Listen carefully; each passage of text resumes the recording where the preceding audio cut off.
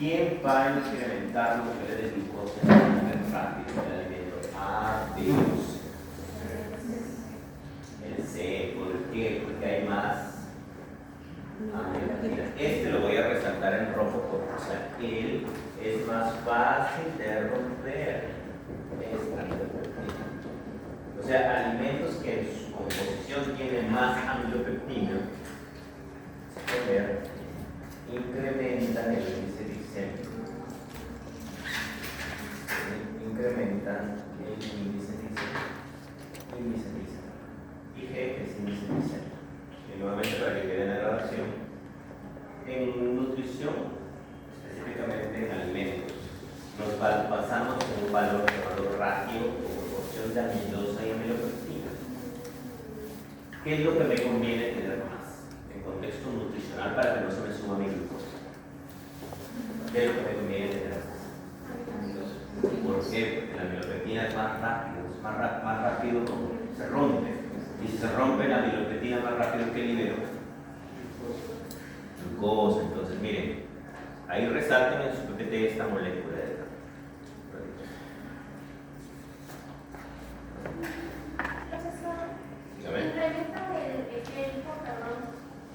El índice glicémico, el nivel de glucosa en sangre.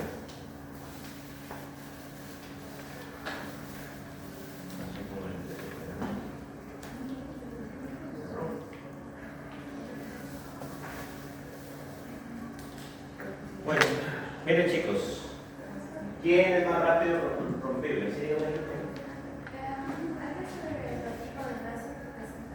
Sí, la amilosa es como que más compactada. ¿Quién es más rápido romper? Esta. ¿Quién? ¿Ven? Rápidamente yo se la da y corto. La amilopectina, esta. Es más fácil de romper y si rompo más rápido que libero, glucosa. La glucosa que va a pasar a donde se va a absorber al enterocito y luego va a entrar a dónde? A sangre. ¿Cierto? Entonces, alimentos que tienen este valor, miren, valores pequeños, ¿qué quiere decir? Que hay más respecto a amigos. ¿Cierto? Y eso va a hacer que la persona incremente rápido su glucosa en sangre. ¿Sí? Entonces, eso, les digo un dato curioso es que los tipos de arroz que hay en el mercado peruano varían en su composición de amilosa y amilopectina. O sea, ustedes recomiendan arroz, que le bajen el arroz, pero o sea, ¿será que todos los arroces tienen la misma composición, tienen el mismo ratio? Eso varía. ¿No? En Perú no se ha estudiado completamente eso.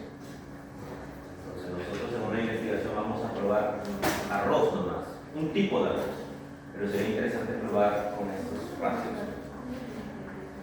Bien, ¿quedó claro? Aquí el mensaje nutricional. Muy bien. Entonces, ¿cuál es más resistente a la digestión? A ver, decimal. Sí, dentro del almidón, ¿cuál es más resistente a la digestión? La amilosa más resistente. Ustedes acuerdan que la amilosa es bien compactadita y va a ser difícil que alguien venga y la corte. ¿Ok? Eso. ¿Cierto? Muy bien. Más adelante les voy a enseñar la diferencia entre arroz cocido, arroz crudo, que también ahí influye en la respuesta glicémica. Muy bien, el glucógeno miren es de apariencia ramificada, pero es en tejidos animales. Y cuando se rompe, ¿qué proceso lo rompe? La ruta bioquímica lo destroza el glucógeno. Glucógenos.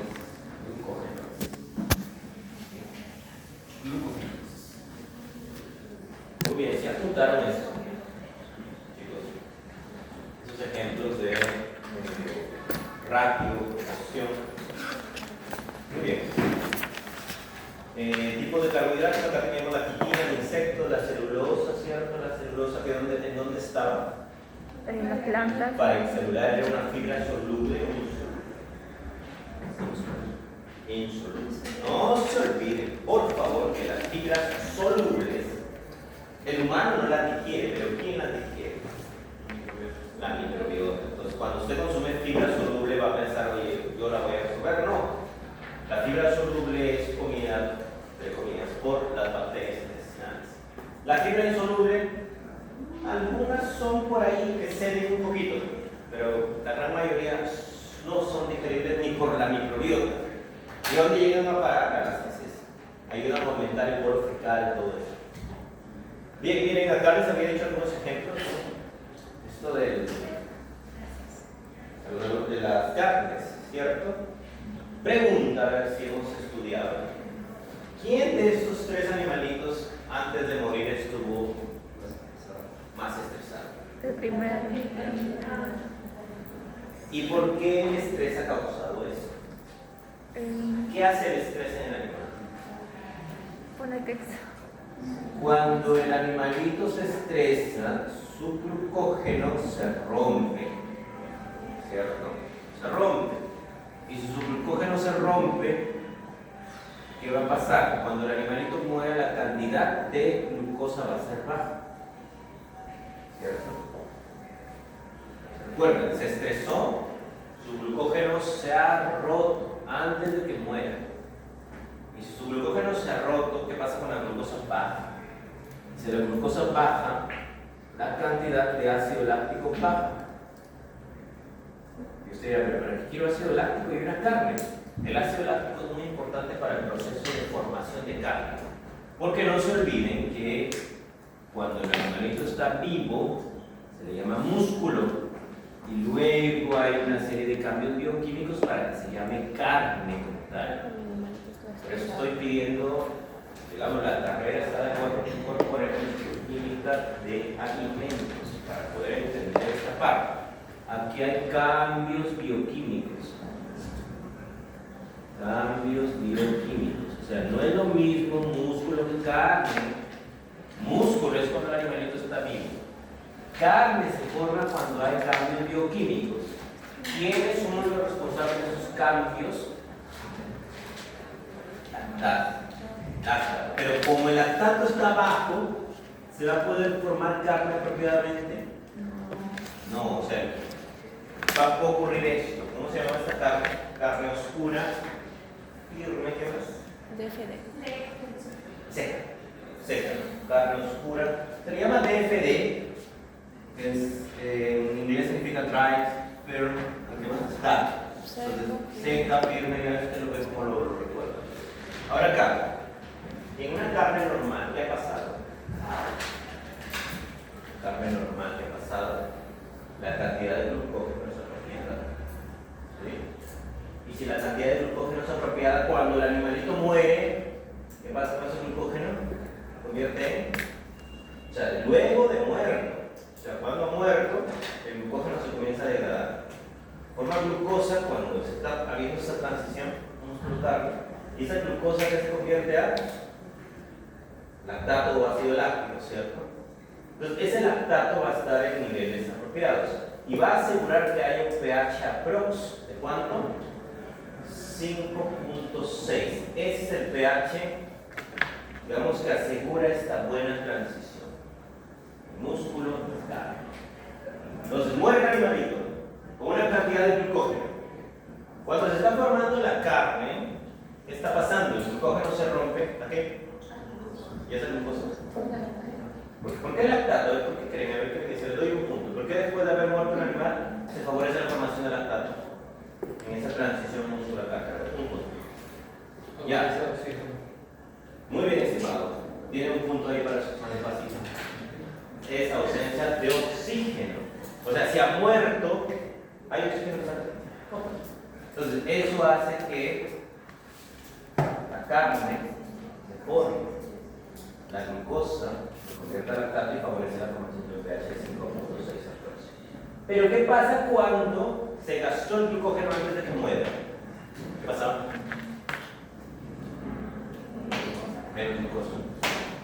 Pero se va a llegar a ese pH óptimo. ¿No? Entonces, eso es muy importante para que usted como nutricionista entienda, porque hay algunas carnes que tienen diferente textura. Ya más adelante vamos a ver proteínas, por ejemplo, que a la carne la podemos hacer más suave. ¿Cómo haría usted más suave la carne, estimada bebé? ¿Cómo hace la gente en el mercado? Le añade lo que es papaya, ¿he visto? Papaína, ¿no? O sea, No le agregan papaya, No, o sea, sino enzima. ajá. O algún suavizante que serían en realidad enzimas para romper la fibra. Y esas cosas surgen por el conocimiento de enzimas, de metabolismo. Y alguien dirá, profesor, ya está bien, eso es muy importante para las características de un alimento, pero entonces puedo comer yo carne de burro, carne de perro, gato incluso comen en algunos lugares. Va a haber diferencias en el sabor justamente porque cada animalito tiene un metabolismo diferente. Cada animalito, dependiendo de su edad, también tiene diferente composición de carne. No es lo mismo una gallina jovencita que una gallina ya vieja, como dicen, ¿no? Entonces va a estar dura la carne. Entonces, la edad del animal, su dieta. La gallina criolla, visto, es más oscurita la carne respecto a un pollo de grano. Entonces, eso ya usted por deducción puede darse cuenta que hay cambios metabólicos. Bien, tomen apuntes a eso, por favor. Apuntes, otros, tomen los documentos que deseen.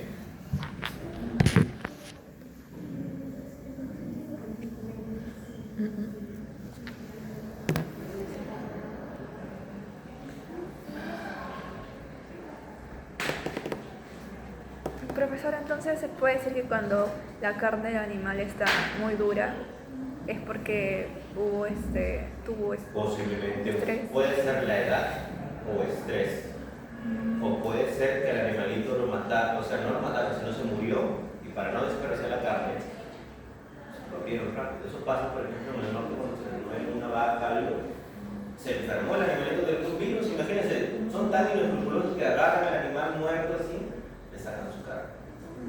Cuando no ha pasado por el proceso apropiado de formación de carne, que es que el animalito previamente esté tranquilo y luego lo sometan con menos estrés a la muerte, y el degollamiento que es la extracción de sangre.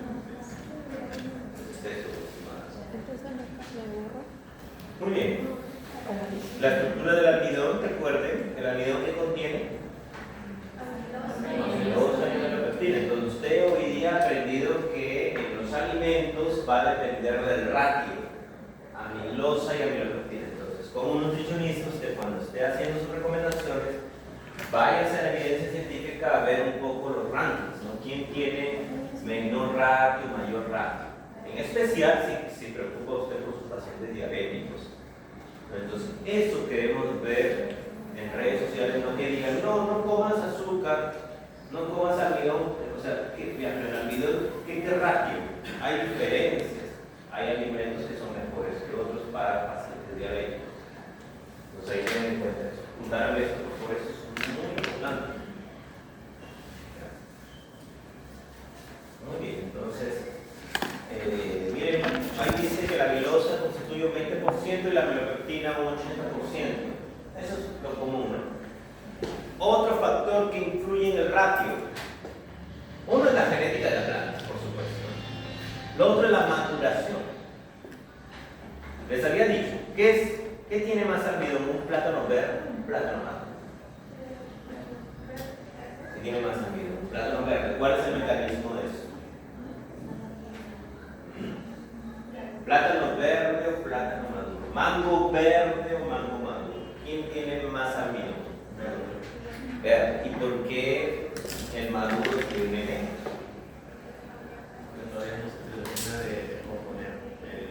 Porque cuando la plantita recibe señales de maduración, rompe el almidón dentro y se libera glucosa, que es lo que comemos. Así es, por eso. Mientras más maduro esté, más de grasa almidón había. Incluso comienza a sentir algunas veces alcohol del cuerpo. ¿Por qué? Porque esa glucosa se fermenta al poder. Por eso siento que ya se ha recontramadurado, porque ha habido fermentación dentro. ¿Sí? Y ahora miren acá, esto también es muy importante. Los tipos de almidón. Almidón resistente. ¿Qué quiere decir almidón resistente? Que no va a ser digerible fácilmente. Entonces, miren la cantidad de arroz resistente, de almidón resistente que hay. RS1, 2, 3, 4. Y ahí vamos a ver primero por qué se le considera resistente. Veamos el siguiente video. Sí, porque nos preguntan arroz cocido, arroz frío, arroz crudo. Crudo puede comer una paloma, un ave, ¿cierto? Un pollo, le tiras arroz y come. El humano puede hacer eso. El arroz crudo es fibra, es considerado fibra porque tiene almidón resistente. Dato importante, estos almidones resistentes son considerados fibra soluble. Son resistentes. Y si son resistentes, ¿qué pasa? ¿Se digieren? No se digieren con facilidad. Y si no se digieren con facilidad, ¿en qué categoría caen? Categoría de fibra. Pero como es fermentable por la microbiota, es fibra soluble. No esos 4 tipos de almidón resistente. Ahora, un ratito. Sí, porque fermentado por la microbiota. Vamos a ver el siguiente video.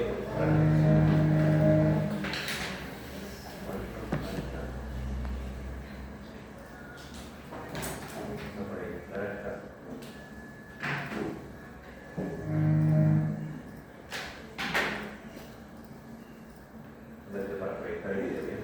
Ahí está. Bien. Miren, acá tenemos nosotros un tubérculo. Un tubérculo, y se entiende con el tubérculo que hay almidón. Entonces vamos a ver ahí. En el tubérculo puede haber gránulos de almidón. ¿Ven ahí el gránulo de almidón? En las células de la papita o del arroz, ahí vamos a ver un gránulo. Si usted a esa papa la cocina o ese arroz lo cocina, se entiende que eso lo hace a alta temperatura. Miren, cuando aumenta la temperatura, el gránulo de almidón comienza a absorber agua. ¿Ven? Y se comienza a hinchar. A eso se le denomina gelatinización. La molécula de almidón, miren, se rompe sus interacciones y ¿qué comienza a unir? ¿Qué son esos, digamos, aquí? Aguas. Entonces, miren, nuevamente, el gránulo de almidón comienza a adquirir agua cuando se aumenta la temperatura. ¿Cómo se llama eso? Gelatinización. Y miren, las interacciones de amilosa se separan. ¿Y qué se une ahí? Agua. Por eso, cuando se cocina arroz, necesita agua. Y ha visto que aumenta la masa porque está captando agua, se ha gelatinizado el almidón. Igual con la pasta, ¿no? Ven un video pequeño y después se hace más grande. Miren ahí. ¿Qué ha comenzado a salir? Amilopectina. ¿Cuál es más fácil de digerir? La amilopectina. O sea, los ramificados más fácil de digerir. Miren, ahí se reventó el grano, ¿vieron? Así. El grano se ha hinchado y llega un momento en que se rompe. Se reventó. Y por eso se siente como pegajoso. Porque ese es almidón gelatinizado. ¿Y qué pasa si usted enfría el arroz? Miren, ahí está. Si usted lo enfría, miren lo que va a pasar. Comienza a perder agua. Usted lo enfría.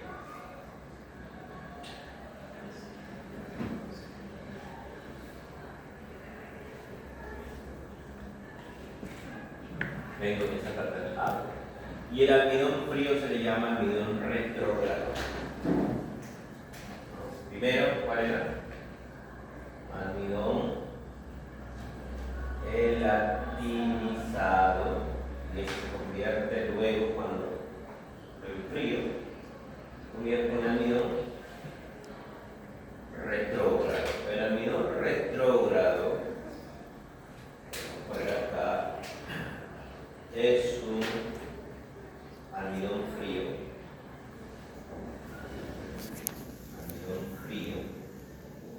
¿Qué más podríamos decir de almidón retrógrado? Es un tipo de fibra. Es un tipo de fibra. ¿Qué fibra sería? ¿Soluble o insoluble? Soluble. Un tipo de fibra soluble. Pero recuerden, para que sea retrógrado, ¿qué tiene que haber sido primero? Gelatinizado. Por eso, mientras más caliente un arroz, más gelatinizado gelatinizado puede estar. Y mientras más gelatinizado va a estar, más rápido yo voy a poder romper ese almidón al momento de la digestión. Y por eso puedo incrementar el nivel de glucosa más rápido en sangre. Por eso, no exagerar con comer arroces extremadamente calientes. O sea, cocínenlo y esperen unos cuantos minutos que fríen ligeramente en su punto, por así decirlo. Y ahí refresco.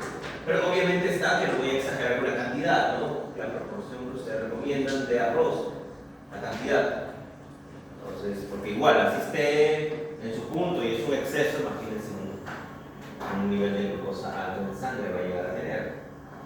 Entonces, los chicos, almidón gelatinizado, almidón fresco. Algunos dicen, es cierto que el arroz frío es mejor. Claro, pues, o sea, va a generar menor nivel de glucosa en sangre, pero o sea, ¿quién come arroz frío? ¿A alguien le gusta arroz frío? Pocas personas, o sea, es un tema de sabor. En los maquis. ¿No? Para eso mejor le bajo la cantidad o consumo arroz integral o otra alternativa. Imagínense, estar arriesgando comiendo algo que es malo, no tienes arroz frío. No, ya es un tema de justificado. Pero bien, así como hay gente que come carne cruda, también hay gente que come arroz frío. Bien. Sigamos. La vez pasada no me digerió, me abrió el estómago. ¿Sí entendieron? Más o menos. Bien, ahí después ven la grabación si es que les parece muy acelerado. Acá está. Recuerden, los almidones resistentes son considerados fibras solubles. Entonces, usted hoy día ha aprendido de que almidón no es solamente una molécula que va a incrementar el nivel de glucosa. Hay varias consideraciones. El almidón sería malo, va a depender de la cantidad. Si es almidón resistente, ese va a ser comida para la microbiota. Pero ¿qué ha pasado con unas personas que confunden esto? Dicen, ese almidón resistente es fibra. A la microbiota tampoco le gusta el exceso de fibra. Eso explica por qué a la persona le dan gases después de consumir una menestra que no ha cocido bien. Entonces, y esa es la razón por la cual el ser humano no puede consumir arroz crudo, porque se puede ir de dolor de estómago. ¿Por qué? Porque la microbiota, cuando tiene un exceso de esto, el retrógrado, produce muchos gases y eso causa disconfort en el tracto gastrointestinal. Entonces, sí es necesaria la fibra, por supuesto, pero no es que yo voy a dar como herbívoro comiendo hierbas o papas crudas, no pasa eso, o arroz crudo, ¿no? Entonces, eso explica por qué algunas personas que consumen arroz frío les duele el estómago.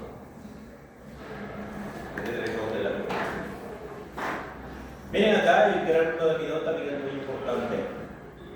La papa, su gránulo de almidón, el maíz, el arroz.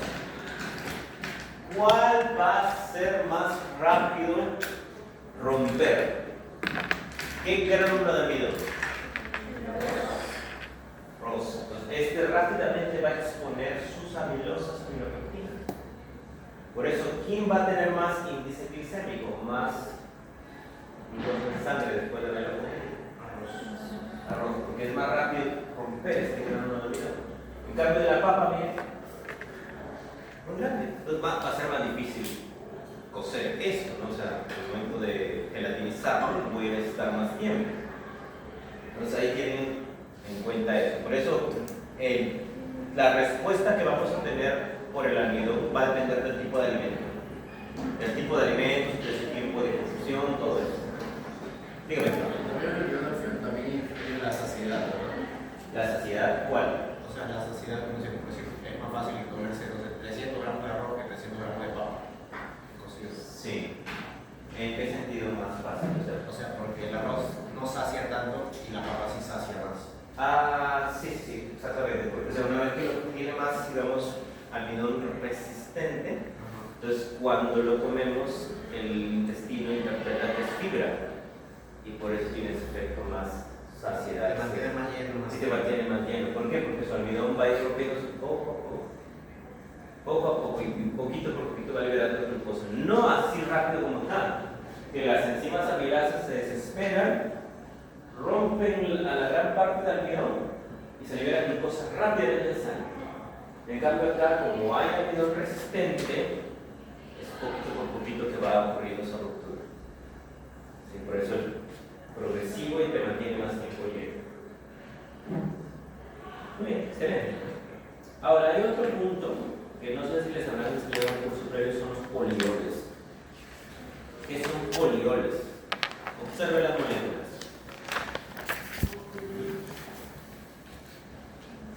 Polioles.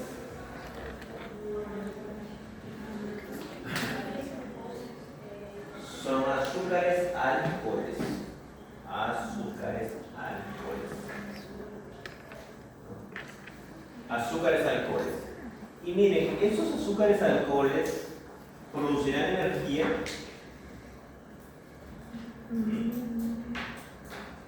¿Producirán energía? No. ¿Qué opinan? A ver, observen. ¿Por qué se le llama azúcares alcoholes? A ver, miren ahí. Porque tienen varios OH. Miren, ahí está el sorbitol, el mannitol, xilitol, el lactol. ¿Cierto? El lactol se está proyectando todavía esto de acá.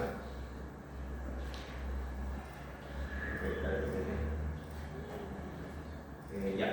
Son polioles porque hay varios OH. Varios OH.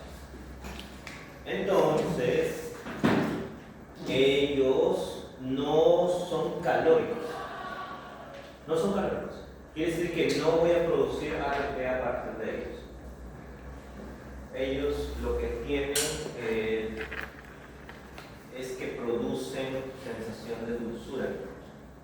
O sea, estos componentes se pueden agregar algunos caramelos, algunas gomitas, se pueden agregar incluso a las pastas de dientes de bebés, de niños, ¿han visto? ¿Han probado? Sí. Sí. Medio dulce, o sea, podemos agregar algunos polioles, por ejemplo, xilitol.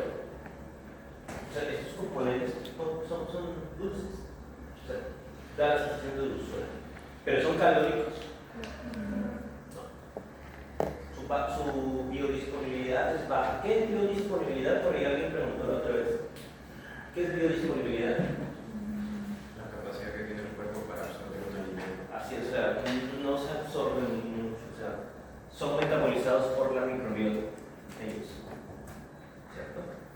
Muy bien, esos son datos de relevancia nutricional. Acá les he puesto algunos detalles. Son un tipo de carbohidrato considerado azúcar alcohol.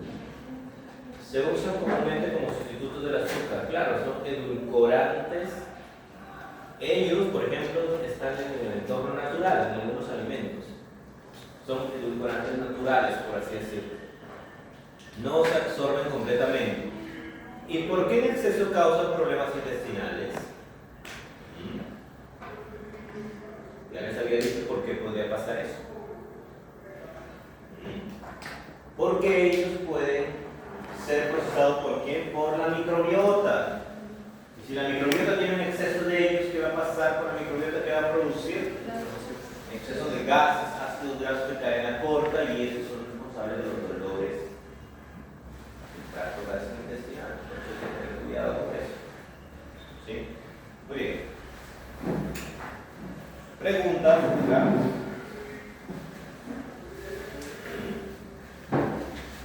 Preguntas. Ahí están los nombres: sorbitol, xilitol, eritritol, mannitol. ¿Sí? Muy bien.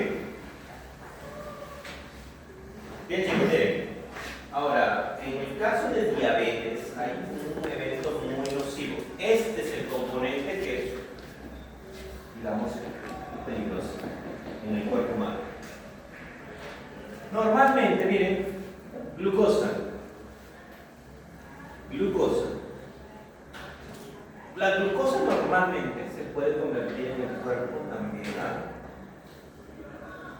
sorbitol. Puede ocurrir eso. Y el sorbitol se convierte a fructosa en el cuerpo humano. Se puede convertir a fructosa. Pero ¿qué pasa? En tejidos como la retina, los nervios, miren acá, forma en algunos tejidos, por ejemplo en retina, en nervios,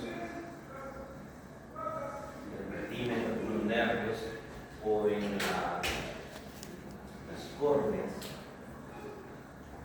En esos tejidos no se convierte el sorbitol en fructosa.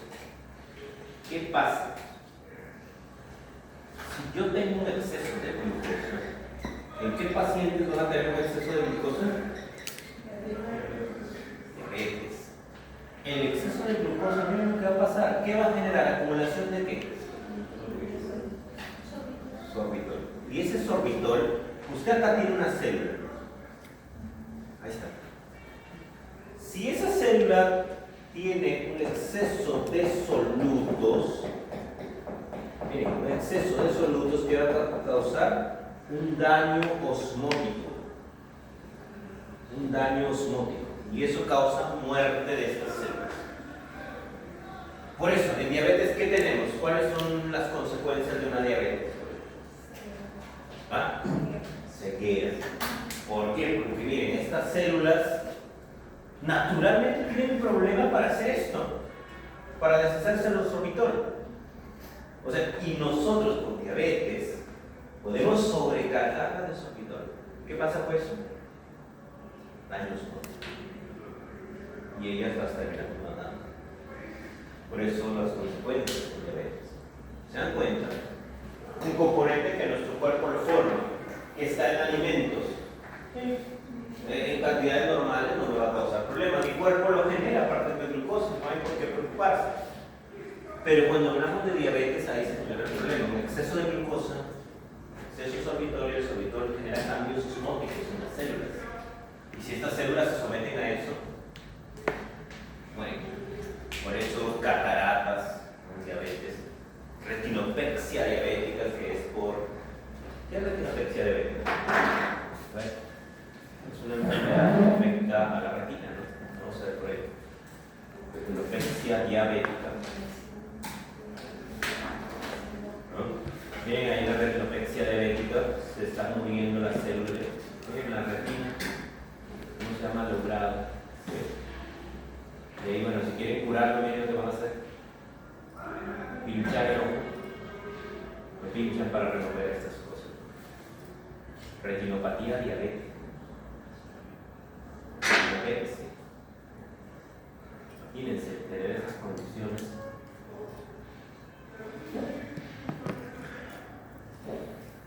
Su ojo que se lo pinchan así con vitrectomía. Miren ahí. Los vasos sanguíneos. Miren cómo comienzan a deteriorarse. Y ahí, miren lo que pasa, comienzan a crecer alternativamente con vasos. Y miren cómo se ha malogrado todo. Sí, dígame. La célula se llena de fructosa. ¿La cual? La célula se llena de fructosa. Se llenaría de sorbitol, porque como no puede hacer la conversión, el sorbitol se acumula. O sea, estas células ya de por sí tienen dificultades, o sea, ellas no pueden convertir el sorbitol a fructosa. Y usted dirá, ya, pero la fructosa no es mala. No, el cuerpo tiene maneras de convertirla. En otra cosa, esos tejidos, ellos no hacen esa conversión de edad. Otros tejidos sí forman fructosa, por ejemplo, en los espermatozoides sí ocurre esto de verdad, porque tienen facilidad. Otros tejidos también, el hígado puede hacer eso. Y normal, porque la fructosa la pueden utilizar para varias cosas. Pero en el caso de esos tejidos tienen dificultad para hacer esta conversión. ¿Y el sorbitol es grasa? No, es una azúcar alcohol.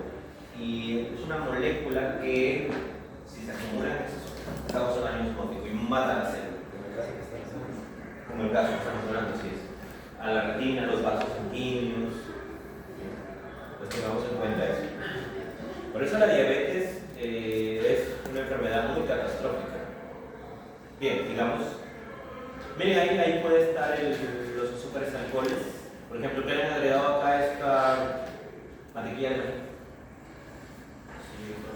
Xilitol. A estos chicles también les pueden agregar polioles. Estas gomitas de polioles. Por eso a veces escuchan cero azúcar. Cero azúcar. ¿Qué se refiere a cero azúcar? Cero azúcar calórico. pero hay azúcar-alcohol, porque eso es un azúcar-alcohol, pero claro, ahí un poco la industria un poco juega con los términos, y si hay un reclamo, pero si es cero azúcar, estoy diciendo que es cero azúcar glucosa, o sacarosa, pero bioquímicamente ese xilitol es azúcar-alcohol. Pero el azúcar-alcohol, estos azúcares alcoholes están entrando en la categoría de edulcorantes no calóricos. No calóricos. ¿Por qué no calóricos? Porque no se van a someter a glucólisis ellos, ¿no? Y aparte que tienen poca biodisponibilidad. Muy bien. Acá, chicos, les he hecho un resumen de fibra, una clasificación. Fibra dietética, primera clasificación, por su longitud de sus cadenas. ¿A dónde entran a tallar los almidones? Son polisacáridos, ¿cierto? Sí. ¿Qué sería UM? Muy bien, unidad monomérica. Entonces, fibra dietética dependiendo de su unidad monomérica. Unidad monomérica mayor de 10, unidad monomérica más de 10 unidades monoméricas. Tenemos dos grupos, ¿cuáles son? Polisacáridos, no almidones. ¿Qué más? Almidones resistentes, son fibras. Fibras dietéticas. Luego, los oligosacáridos, miren, ¿de cuántos carbonos pueden ser? De 3 a 10. Ahí tenemos, miren, cadenitas pequeñas. Los de leche materna, ¿dónde están? Son fibras. Sí entran en la categoría de fibra. Estos están en la leche materna. Oligosacáridos de la leche humana entran en la categoría de fibra. ¿Por qué entran en la categoría de fibra? Porque son no digeribles. Son no digeribles. Y ahora, ¿el arroz crudo dónde entraría? Almidones resistentes. Gránulos nativos, esos gránulos crudos, ¿no? Almidón resistente 2, almidón resistente. En el examen no se le va a preguntar el 1, 2, 3, 4, eso no. Simplemente que son almidones resistentes, y un almidón resistente es algo que no se digiere. Que puede ser un almidón que está en la semilla cruda, un arroz, un almidón retrógrado, ¿cierto? Podemos tener eso. Y los polisacáridos no almidones, aquí tenemos, miren, a la celulosa, pectinas, fructanos, hidrocoloides, beta-glucanos. ¿Cierto? Muy bien. Muy bien, ahora, un dato muy importante de este almidón, que lo vamos a hablar aquí en legumbres, es almidón resistente tipo 1, físicamente inaccesible. O también miren estos complejos lípido-amilosa o modificaciones químicas. ¿Qué puede pasar en algunas legumbres? Por ejemplo, en la lentejita. En algunas lentejitas, ustedes hacen un zoom a su estructura, vamos a encontrar lo siguiente. Vamos a encontrar proteínas. Acá vamos a tener proteínas. Proteínas. ¿No? La legumbre se entiende que tiene proteínas, ¿cierto? Proteínas. Entonces, en esas proteínas yo puedo tener pegada la amilosa. ¿Y esta ramificada qué era? Amilopectina. Entonces, las proteínas de legumbre tienen la costumbre de interaccionar con el almidón. Y si interaccionan con el almidón, ¿lo van a dejar accesible? No con facilidad. Pues algunos alimentos pueden generar interacciones con componentes dentro del alimento. Y aquí, por ejemplo, miren la proteína de las legumbres. Esas proteínas pueden pegar componentes del almidón. Y eso lo hace menos accesible al almidón. Por eso la menestra tiene menor índice glicémico que el arroz. Porque en las menestras hay proteínas. Y esas proteínas pueden servir como como un anclaje para el almidón. Y lo hacen disponible. Reducen su biodisponibilidad del almidón. No un 100%, por supuesto. O sea, no me voy a emocionar que no voy a subir la glucosa en sangre, pero es menos. Y como dijo su compañero, hay una respuesta lenta. Porque, o sea, para sacarlo, imagínate lo que va a tomar tiempo. Entonces, eso tienen que tener en cuenta de las legumbres. Por eso, las legumbres tienen menor índice glicémico.